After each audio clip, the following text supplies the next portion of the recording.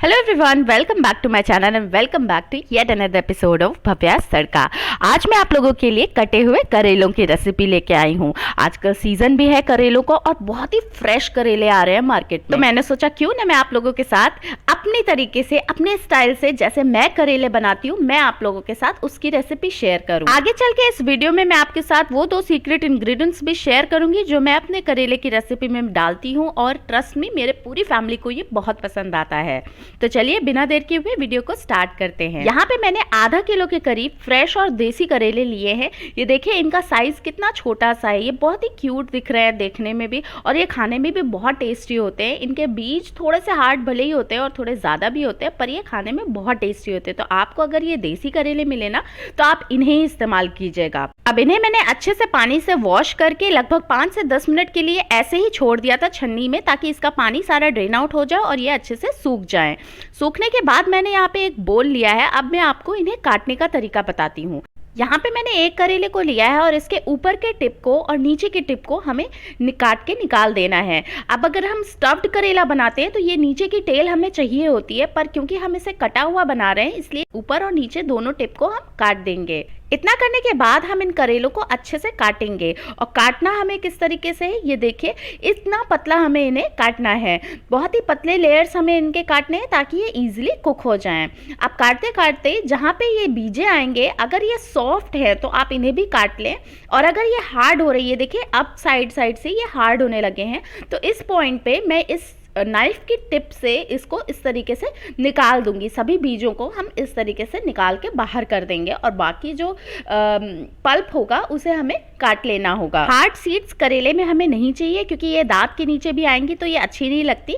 और ये देखिए इस तरीके से मैंने सभी करेले के बीजों को निकाल दिया है। तो अब मैं इन्हें वैसे ही पतले पतले छोटे छोटे काट ले रही हूँ। अब बीज निकालने के बाद अगर आपको लगता है कि ये करेले का शेप बिगड़ रहा है या बीज से ये कट जा रहे हैं, 2 भागों में बट जा रहे हैं, तो डोंट वरी, इससे कोई टेंशन की बात नहीं है। अल्टीमेटली करेले पकेंगे और आपको खाने में ही इस्तेमाल हो रहे हैं, तो शेप डजंट मैटर। बस बेफिक्र होकर के जहाँ जहाँ पे भी आपको बीज दिखते जाएं, जितनी लेयर्स में आपको बीज दिखे उन्हें निकाल करके आप इसे इसी तरीके से पतला पतला काटते जाएं। इसी प्रोसेस से मैं बाकी के सारे करेलों को काट लूंगी। ये देखिए मैंने यहाँ पे सभी करेलों को काट लिया, पर एक करेला मैंने आपके लिए बचा के रखा है। अगर आपको वो स्टेप थोड़ा सा डिफिकल्ट लगता है तो आप इसे करेले को इस तरीके से लें और नाइफ की हेल्प से बीच में उसके एक स्लिट करें इस तरीके से।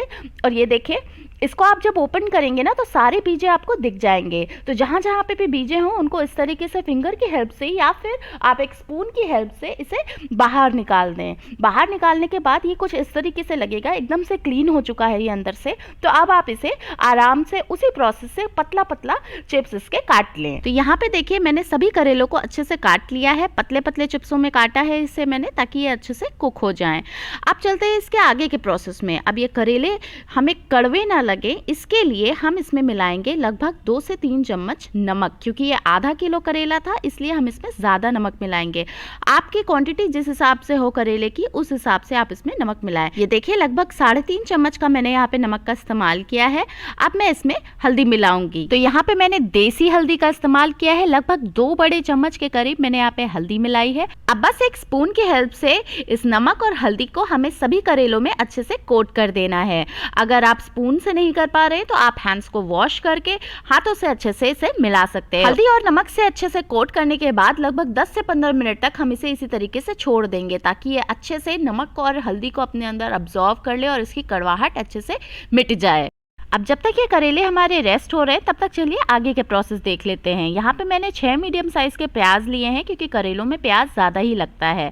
अब अगर आपके करेले ज़्यादा हैं या कम हैं तो आप उसी हिसाब से प्याज की क्वांटिटी को एडजस्ट कर सकते हैं। तो यहाँ पे हमें प्याज को अच्छे से छील लेना है और छील करके इसे हम 2 भागों में काट करके इस तरीके से रख लेंगे। अब अगर हम इसे तुरंत काटना स्टार्ट कर देंगे तो इसकी जो झार है वो हमारे आंखों में बहुत ज़्यादा लगेगी। तो यहाँ पे टिप नंबर 2 ये है कि आप इसे एक बोल में ट्रांसफ़र करें और लगभग 2 मिनट के लिए इसे पानी में करके भीगने के लिए रख दें। अब जब तक ये प्याज हमारे अच्छे से पानी में भीग रहे हैं तब तक चलिए हम मसाला देख लेते हैं। मसालों का मेजरमेंट हम यहाँ पे बड़ी टेबल स्पून से करेंगे। तो यहाँ पे 1 चम्मच के करीब हमने लिया है जीरा, आधी चम्मच है मेथी, 2 चम्मच है सौंफ। सौंफ इस मसाले में ज्यादा ही रहेगी। फिर हमने लिया है 1 चम्मच के करीब राई, लगभग 1/4 टेबल स्पून हमने लिया है कलौंजी और 1 ही चम्मच है अजवाइन। यहाँ पे राई ऑप्शनल है, आप चाहे तो इस्तेमाल करें चाहे तो छोड़ दें। और फिर हमने यहाँ पे लिया है 1 खड़ी लाल मिर्च। अब इन सभी मसालों को हमें थोड़ा सा दरदरा पीसना है। तो ये देखिए यहाँ पे मैंने इसे अच्छे से ग्राइंड कर लिया है। यही कंसिस्टेंसी हमें चाहिए, ना ज्यादा महीन है ये और ना ही ज्यादा खड़ा खड़ा है। अब नेक्स्ट स्टेप में हमने यहाँ पे प्याज को पानी से निकाल लिया है। अब इसे आप आराम से काट पाएंगे। तो यहाँ पे मैं इसे बहुत ही बारीक काट ले रही हूँ, बस रफली चॉप करना है हमें इसे। और क्योंकि हमने इसे पानी में अच्छे से पहले से ही फुलो दिया था 10 से 5 मिनट के लिए, तो ये अच्छे से सोख हो चुके हैं और इसकी जितनी भी झार होती है ना प्याज की, वो सारी जा चुकी है। तो यहाँ पे देखिए मैंने सभी प्याज को अच्छे से बारीक बारीक काट लिया है। अब इन्हें हमें रखना है साइड में। और जो करेले हमने अच्छे से कोट करके रखे थे नमक और हल्दी से, अब इन्हें धुलने की बारी आ गई। तो हम सबसे पहले इनमें डालेंगे पानी। खूब अच्छे से आप इसमें पानी डाल लीजिए और अच्छे से इसको या तो हाथों की मदद से अच्छे से रगड़ रगड़ के इसको वॉश कर लें, या फिर स्पून से इसको ऐसे डिप करते हुए आप अच्छे से क्लीन कर लें। ये जितना नमक और हल्दी इसमें लगा हुआ है ये सब हमें अलग हटा देना है और सिर्फ करेला हमें इस्तेमाल करना है। अच्छे से इसे वॉश कर लेंगे हम। और ये देखिए यहाँ पे मैंने सारे हल्दी और नमक को अच्छे से हटा दिया है। और क्योंकि हमने इसे नमक में रखा था तो ये अच्छे से सॉफ्ट भी हो चुके हैं, तो इन्हें पकने में ज़्यादा टाइम नहीं लगेगा। तो अब हमारा मसाला भी तैयार है और सब्जियां भी कटी हुई हैं। तो चलिए अब हम करेलों को अच्छे से छौंक लेते हैं। तो यहाँ पे एक कढ़ाई में मैंने 2 से 3 चम्मच के करीब तेल डाला है। जब वो अच्छे से गर्म हो गया तो हमने यहाँ पे 1 कटी हुई हरी मिर्च और ये सारा प्याज इसमें डाल दिया है। अच्छे से हम प्याज को चला लेंगे ऑयल के साथ और इसे 2 मिनट तक हम इसी तरीके से भूनेंगे। गैस की फ्लेम को हमें मीडियम ही रखना है। और प्याज जैसे ही हल्का सा ट्रांसलूसेंट होने लगेगा तो उसमें हम डाल देंगे 1 चम्मच के करीब नमक।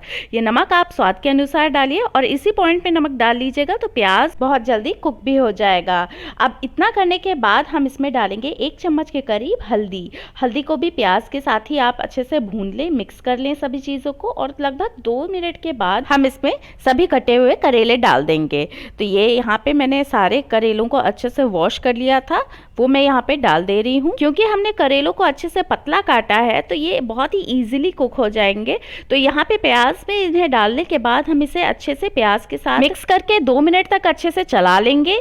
अच्छे से इसे हमें भून लेना है। गैस की फ्लेम इस पॉइंट पे भी हमारी मीडियम ही रहेगी। अब इस पॉइंट पे मैं यहाँ पे एक सीक्रेट इंग्रेडिएंट डाल रही हूँ जो ये हमारे करेलों को बहुत ही अच्छा टेस्ट देगा, फ्लेवर देगा। तो यहाँ पे मैंने ली है एक सूखी खटाई, लगभग आधी है ये। और इसको मैं इस तरीके से बीच में इस तरीके से डालूंगी और साइड साइड से सारे करेले को इसी के ऊपर हम कोट कर देंगे। उसके बाद में हमें इसे ढक करके लगभग 1 से 2 मिनट तक इसी तरीके से छोड़ देना है।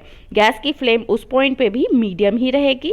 बस बीच बीच में हमें ये ध्यान देना है कि करेला जलने ना पाए। करेले को ढकने के लगभग 2 से 3 मिनट बाद हम इसे एक बार फिर ओपन करके लिड हटा करके इसको एक बार चलाएंगे, अच्छे से मिक्स करेंगे सभी चीज़ों को और इसे फिर से कवर करके हम 2 से 3 मिनट के लिए छोड़ देंगे। लगभग 2 से 3 मिनट बाद जब हम लिड को हटाएंगे तो सभी चीज़ों को अच्छे से एक बार फिर से हमें मिक्स कर लेना है। मिक्स करने के बाद हम इसे प्रेस करके थोड़ा सा चेक करेंगे कि ये अच्छे से कुक हुआ है कि नहीं हुआ है। जब लगभग ये सेमी कुक्ड हो जाएगा तब हम इसमें मसाले डालेंगे। जितना भी मसाला हमने पीसा था सारे मसाले को हम इसमें डाल करके अच्छे से सभी चीज़ों को मिक्स कर लेंगे। अब बस इसी पॉइंट पे मैं यहाँ पे एक और सीक्रेट इंग्रेडिएंट का इस्तेमाल करूंगी जिसको डालने के बाद इस करेले का टेस्ट सुपर्ब हो जाएगा और बहुत ही माइंड ब्लोइंग लगेगा ये खाने में।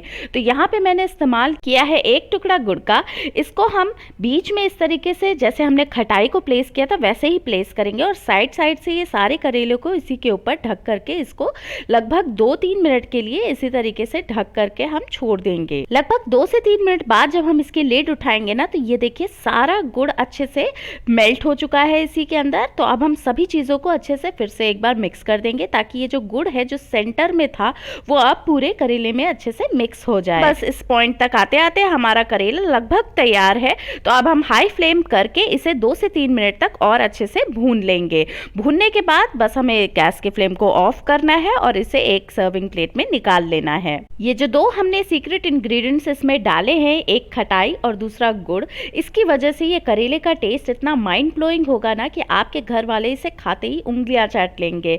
ये खट्टा मीठा सा करेला जो है ना बहुत ही टेस्टी है। आप इसे एक बार इस तरीके से मेरे प्रोसेस से बना के जरूर देखिएगा। जिन्हें करेला नहीं भी पसंद होगा ना, उन्हें भी अगर आप इस तरीके से इसे बना करके सर्व करेंगे ना, तो वो भी करेले को बहुत ही चाव से खाएंगे। तो ये थी हमारी आज की रेसिपी। आई होप आपको ये पसंद आई होगी। अगर आपको आज का वीडियो पसंद आया हो तो नीचे लाइक के बटन को जरूर क्लिक कीजिएगा। मेरे चैनल पर अगर नए हैं और अभी तक मेरे चैनल को सब्सक्राइब नहीं किया है तो प्लीज उसे कर ले और साथ ही दिए गए नोटिफिकेशन बेल आइकन को भी जरूर क्लिक कर दीजिएगा। फिर मिलेंगे एक नई रेसिपी के साथ। तब तक के लिए stay safe, stay healthy and eat well.